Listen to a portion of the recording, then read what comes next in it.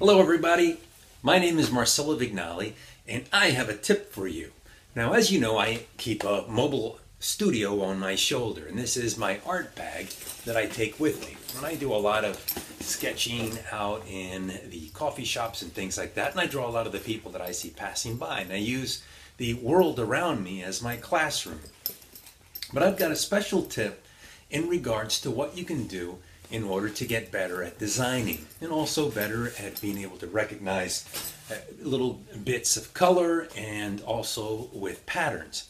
Now, my sketchbook is such that when I'm drawing, and so you can see here, I've got some characters that I've included in my sketchbook here. I've got, there were some characters that I had seen, and they were getting ready for a film shoot, and I guess they were dressed in the late 1920s, early 1930s costume, and so I quickly jotted them down. There's this one here that I had posted on my Tumblr page, and so all of these characters are people that I see, and sometimes they necessitate drawing them with a bit of texture or pattern or something that they have on their clothing. I realized that was a bit of a weakness for me because I could identify a particular pattern and I could draw my impression of it, which I think is still valid. But I wasn't necessarily sure that I was able to identify that pattern in the way that I wanted to capture that. So I had to come up with something. Now, most of us have in our sketchbook what we know as a blotter page. Now, a blotter page looks, probably your blotter page doesn't look that much different than this. And what this is I actually tuck this into my sketchbook so that when I'm drawing and I'm drawing with my markers, that the ink, that as it starts to absorb into this sheet of paper, it'll soak through into the other sheet of paper behind it, and it'll ruin the image or the paper that is behind it. So I thought, what I need is I need a blotter page. So I put this piece of paper here, and this piece of paper stops the ink from going from one side to the other. Well, it not only serves as a blotter page, but it also serves as a pattern page.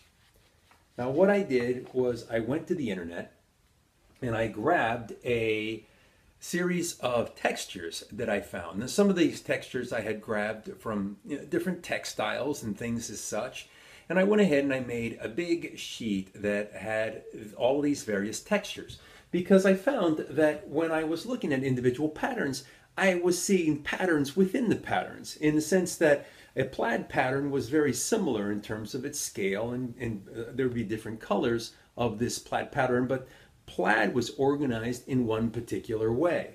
Also the same thing with individual elements such as polka dots or colors or triangles. And I thought, if I can come up with a system by which I can record just a basic template for some of these patterns, that I can go ahead and use some of this in order to get a better idea of what it is that I'm looking at. So I can simply look and say, okay, well, that dress is similar to this, but instead of being brown and blue and yellow, perhaps it is orange, green, and purple. And so I use a system that would be similar to this, but I simply swap out the colors to make it more accurate to what it is that I'm going to be drawing.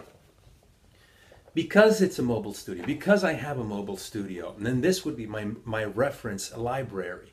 It's quick and it's very efficient, and it serves two purposes. One, it serves as a blotter page, and two, it serves as a page that I can study these textures. And another interesting thing begins to happen when you're drawing these textures is that the information then gets uploaded into your brain, and you start to program all that information.